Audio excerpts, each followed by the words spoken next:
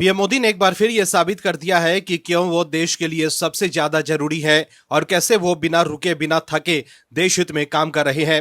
PM Modi ना तो छुट्टियां मनाने विदेश जाते हैं और ना ही अपने पद का दुरुपयोग कर अपने परिवार के सदस्यों को कोई लाभ पहुंचाते हैं। वो तो बस देश सेवा में लगे हुए हैं और 140 करोड़ भारतीयों को अपना परिवार मानते हैं। पीएम मोदी की सफल नीतियों की वजह से ही आज दुनिया का तमाम बड़ा देश भारत के साथ व्यापार समझौता करने के लिए बेचैन है। अमेरिका के राष्ट्रपति डोनाल्ड ट्रंप से लेकर फ्रांस के राष्ट्रपति इमैनुअल मैक्रो अब भारत के साथ हाथ मिलाने के लिए काफी उत्सुक हैं।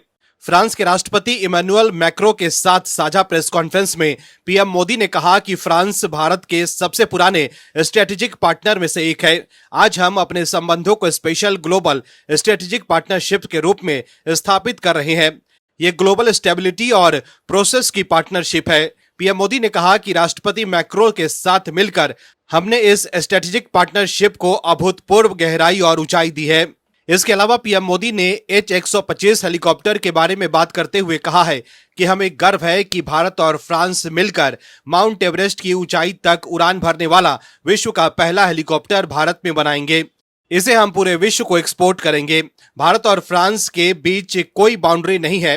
कुछ दिन पहले हमने EU से फ्री ट्रेड एग्रीमेंट किया। ये फ्री ट्रेड एग्रीमेंट भारत और फ्रांस के संबंधों में भी अभूतपूर्व गति लाएगा।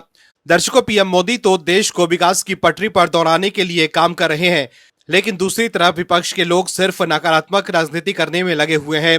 विपक्ष के लोग SIR पर सवाल उठा रहे हैं, लेकिन चुनाव आयोग ने बड़ा फैसला लिया है। दरअसल पश्चिम बंगाल के 7 अधिकारियों को चुनाव आयोग ने सस्पेंड कर दिया है। इन पर SIR के दौरान लापरवाही बरतने और अपनी संवैधानिक शक्तियों का गलत इस्तेमाल करने का आरोप है। वहीं SIR प्रक्रिया को लेकर सीएम ममता बनर्जी ने निर्वाचन आयोग पर तीखा हमला किया है। सीएम ममता ने आयोग को टॉर्चर का मिशन बताया और हिटलर और तुगलकी अंदाज में काम करने का आरोप लगाया। ममता बनर्जी ने सवाल उठाया है कि कोई तुगलकी आयोग चुनाव कराता है। उन्होंने आरोप लगाया कि आयोग जिलाधिकारियों को निर्देश दे रहा है और चेतावनी दी कि अगर किसी वैध मतदाता का नाम हटाया गया तो उनकी पार्टी इसका तीव्र विरोध करेगी। दर्शकों, विपक्ष के लोग SIR पर सवाल उठा रहे हैं, लेकिन बीजेपी का कहना है कि SIR की वजह से घुसपैठिए वोटर लिस्ट से बाहर होंगे। वहीं आप दर्शक SIR के समर्थन में है तो कमेंट में यस SIR जरूर लिखें, ताकि विपक्ष को साफ संदेश जाए कि देश के लोग SIR के पक्ष में हैं। इस खबर में आगे आपको बताएंगे सब कुछ डिटेल में, तो बने रहिए हमारे साथ अंत तक और देखिए हमारी ये खास रिपोर्ट। साथ ही आप दर्शकों से विनम्र निवेदन है कि अगर अब तक आपने चैनल को सब्सक्राइब नहीं किया है तो अभी कर लीजिए। दर्शकों, महाराष्ट्र से एक बड़ी खबर सामने आई है। दरअसल महाराष्ट्र की फडणवीस सरकार ने सामाजिक और शैक्षणिक दृष्टिकोण से कमजोर माने जाने वाले मुस्लिमों को दिए जा रहे 5% आरक्षण को खत्म कर दिया है। 2014 में ये व्यवस्था लागू की गई थी, लेकिन अब देवेंद्र फडणवीस सरकार ने इस आदेश को रद्द कर दिया है। सरकारी आदेश के मुताबिक 2014 में जिन सामाजिक और शैक्षणिक रूप से पिछड़े मुस्लिमों को विशेष पिछड़ा वर्ग A के तहत आरक्षण दिया गया था, वो आदेश अब समाप्त कर दिया गया है। इससे सरकारी और अर्ध सरकारी नौकरियों में सीधी भर्ती और शैक्षणिक संस्थाओं में प्रवेश के दौरान आरक्षण मिलता था, इस पर रोक लग गई है। वहीं नए आदेश के मुताबिक मुस्लिमों को जारी किए जाने वाला जाति प्रमाण पत्र और वैधता प्रमाण पत्र पर भी रोक लग गई है। बता दें कि 2014 का ये आदेश अनिश्चित स्थिति में था, जिसे सरकार ने रद्द कर स्थिति साफ कर दी है। महाराष्ट्र में जुलाई 2014 में तत्कालीन मुख्यमंत्री पृथ्वीराज चौहान की अगुवाई वाली कांग्रेस NCP गठबंधन की सरकार ने मुस्लिमों और मराठा आरक्षण को अध्यादेश के जरिए लागू किया था। मराठा समुदाय को 16% आरक्षण और मुस्लिम समुदाय को 5% आरक्षण दिया गया था। वहीं विपक्ष के दल भी राहुल गांधी की लीडरशिप पर सवाल उठा रहे हैं। महाराष्ट्र में मुख्य विपक्षी दल उद्धव ठाकरे की शिवसेना UBT ने दावा किया है कि इंडिया ब्लॉक अब एक चौराहे पर खड़ा है और उसे आंतरिक बहस से आगे बढ़कर यह तय करना होगा कि ममता बनर्जी, MK स्टैलिन या कोई और अन्य व्यक्ति राष्ट्रीय संकट में उसका नेतृत्व करेगा या नहीं। महत्वपूर्ण क्षेत्रीय चुनाव से पहले ब्लॉक और कांग्रेस पार्टी के भीतर आंतरिक कलह और नेतृत्व को लेकर चल रही बहसें एकता को कमजोर करने की धमकी दे रही है। सामना के संपादकीय के मुताबिक अलग अलग राज्यों में गठबंधन के दल एक दूसरे के खिलाफ ही चुनाव लड़ते दिख रहे हैं। इससे पश्चिम बंगाल में तृणमूल कांग्रेस और कांग्रेस आमने सामने है। वहीं केरल में लेफ्ट और कांग्रेस में भी मुकाबला है। इसके साथ ही महाराष्ट्र में स्थानीय स्तर पर विभाजन से भाजपा को फायदा हुआ है। शिवसेना यूबीटी का कहना है कि संसद का हंगामा अलग है, लेकिन देश में लोगों की सोच बदल रही है। विपक्षी इंडिया ब्लॉक को जल्द फैसला करना होगा कि उनका नेतृत्व कौन करेगा, ममता स्टैलिन या कोई तीसरा नेता। दर्शकों, हालिया भारतीय राजनीति में 2014 से 2024 का कालखंड कांग्रेस के लिए सबसे खराब रहा। साल 2024 के लोकसभा चुनावों में कांग्रेस 99 पर पहुंची तो बीजेपी अपने दम पर बहुमत से चूक गई। वहीं 2025 भी कांग्रेस के लिए एक निराशाजनक साल रहा। 2025 में दिल्ली बिहार विधानसभा चुनावों में कांग्रेस को लगातार तगड़ा झटका लग रहा है। दिल्ली में 0 और बिहार में 6 सीटें वहां मिली। दिल्ली में बीजेपी ने 27 साल बाद सत्ता में वापसी की। 70 सीट वाली दिल्ली विधानसभा में बीजेपी ने 48 सीटें जीतकर स्पष्ट बहुमत हासिल किया। 2026 में 4 राज्यों असम, बंगाल, केरल, तमिलनाडु और एक यूनियन टेरिटरी यानी कि पुडुचेरी में विधानसभा चुनाव होने हैं। चुनावी रणभेरी बजने से पहले यानी इन राज्यों में चुनाव आयोग द्वारा चुनावी तारीखों के घोषणा से पहले कांग्रेस का हाल एकदम बेहाल सा दिख रहा है।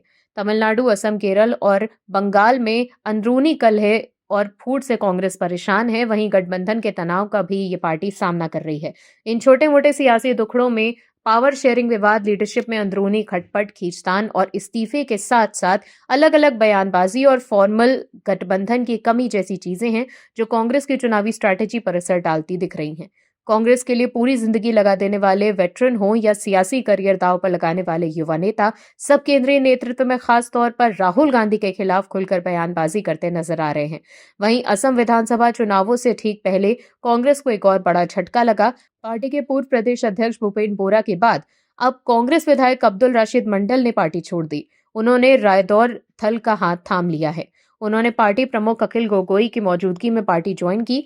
रायजौर दल में जाने के बाद अब्दुल राशिद मंडल ने कहा कि वो संगठन से जुड़कर खुश हैं और एक साधारण कार्यकर्ता के रूप में पार्टी को मजबूत करने का काम करेंगे। आपको बता दें, अब्दुल राशिद गोलपाड़ा वेस्ट सीट से 3 बार के कांग्रेस विधायक रह चुके हैं।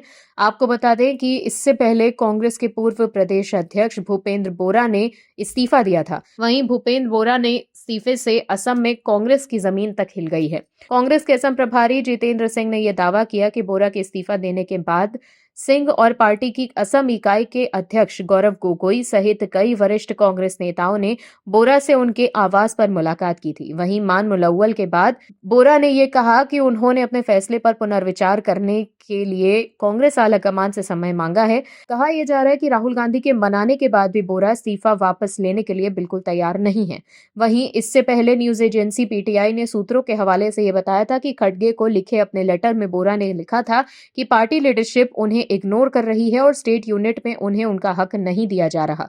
वहीं गौरव गोगोई ने यह कहा कि कांग्रेस के पूर्व अध्यक्ष राहुल गांधी ने बोरा से बात की है और उनका इस्तीफा आलाकमान ने स्वीकार नहीं किया है। गौरव गोगोई ने यह कहा कि अगर पार्टी के कुछ मुद्दों के कारण भूपेंद्र बोरा को ठेस पहुंची है तो हम उनसे माफी मांगते हैं। वहीं इससे पहले हाल ही में असम में कांग्रेस की चुनावी समिति के उपाध्यक्ष संजू बरुआ ने गौरव गोगोई के कथित पाकिस्तान कनेक्शन पर चिंता जताकर पार्टी छोड़ दी थी।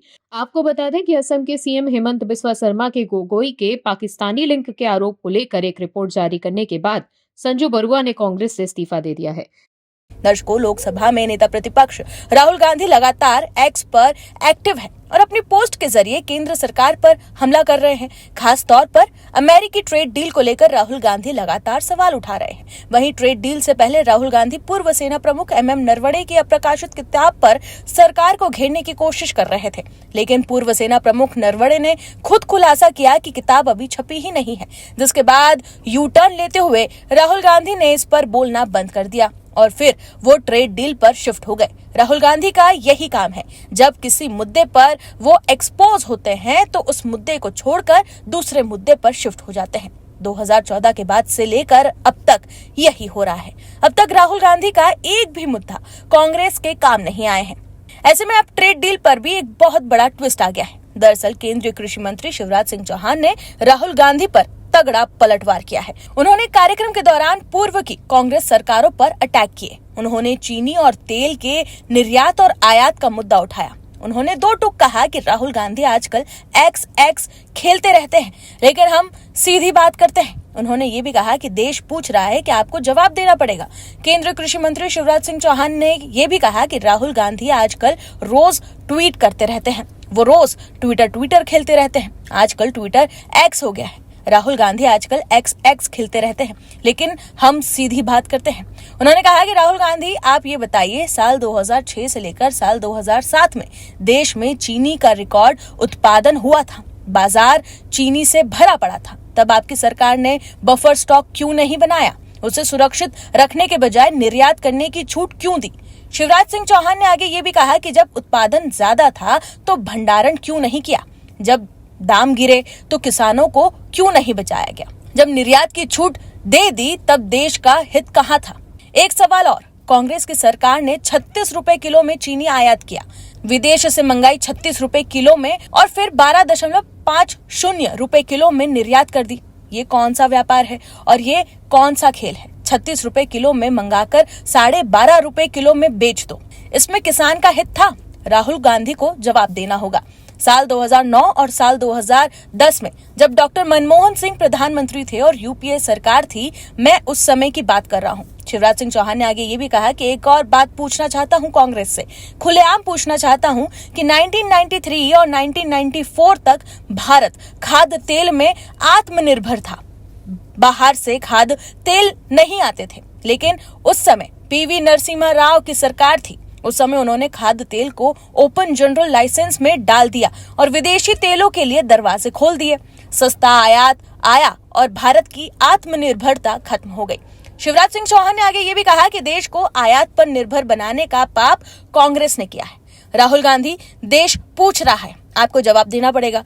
केंद्रीय कृषि मंत्री का ये वीडियो बीजेपी नेता अमित मालविया ने एक्स पर शेयर किया है। इसमें केंद्रीय कृषि मंत्री किसानों से जुड़े मुद्दे उठाते हुए राहुल गांधी और कांग्रेस पर करारा अटैक करते हुए नजर आ रहे हैं। तो देखा आपने कैसे कृषि मंत्री ने मजबूत तथ्य के साथ कांग्रेस को एक्सपोज कर दिया।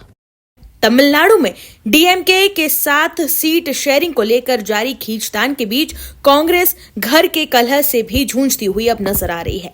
असम कांग्रेस के सीनियर नेता भूपेन कुमार बोरा ने पार्टी से इस्तीफा दे दिया है। वहीं दूसरी तरफ केरल में मणिशंकर अय्यर के बयान से पार्टी में हलचल पैदा हो गई है। वहीं पश्चिम बंगाल में पूर्व प्रधानमंत्री मनमोहन सिंह के सलाहकार रहे संजय बारू ने ममता बनर्जी को इंडिया गठबंधन का नेता बनाने की हिमायत कर दी है। ये सभी घटनाक्रम असम, केरल, तमिलनाडु और पश्चिम बंगाल जैसे उन राज्यों में देखने को मिल रहे हैं जहां आने वाले महीनों में विधानसभा चुनाव होने वाले हैं। लेकिन जब कांग्रेस चुनाव में हार जाएगी तो राहुल गांधी वोट चोरी का आरोप लगाने लगेंगे। दर्शकों, अगले कुछ महीनों में होने वाले 5 राज्यों के विधानसभा चुनाव से पहले कांग्रेस पार्टी की मुसीबत उनके अपने ही बढ़ा रहे हैं।